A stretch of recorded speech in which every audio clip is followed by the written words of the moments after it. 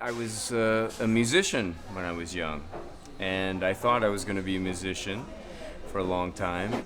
I met the casting director of a show called Miami Vice, believe it or not. And the person said, "Would you like to? We want you to do a small little thing in the show." I said, "Yeah, I'd like to." I spent a whole day watching the actors work, and I was so fascinated by it.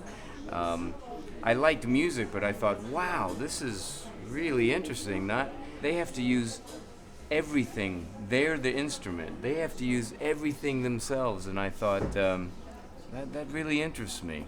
And so I started taking some acting lessons, classes in university.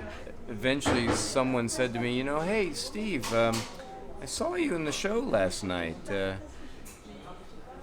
You should consider this really doing this." And I went, "Really?" you know? So I started studying with a very important actress named Zoe Caldwell from Australia in America. And she said, "You need to go to New York and study with a guy named Sanford Meisner." I didn't know who it was. This is 22 years ago. When I got to New York and studied with this man, it was very different and changed everything of how I worked on acting. Meisner said, "Acting is the ability to live truthfully under given imaginary circumstances." That's the whole trick, right? The whole shebang, the whole thing that we work on as actors is the ability to live truthfully under given imaginary circumstances. And that definition, it's funny, almost the whole world's using that now, because that's what acting is. And what we do in the class is we break that down into two sections, and we work first on living truthfully, right? And then add the imaginary circumstances. I love this work. I love it. And what I love about it is because it's based on truth.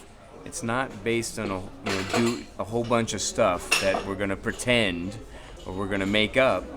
It's not. It's based on what's actually happening right now between you and I, right? And so it's very exciting and very risky and very dangerous, like good acting. Like good acting, where we know everything, but we have to let it go and we don't know. I love teaching here in Paris, and I love Juliette Moltes very much, and I love how, there's some people you meet. She's one of those people. I travel all over the world teaching, and I meet her, and I go, "Bam! I like you." There's something, the artist thing. There's something really grounded, and that I know what she's after, the same thing. She's after the truth, the same thing.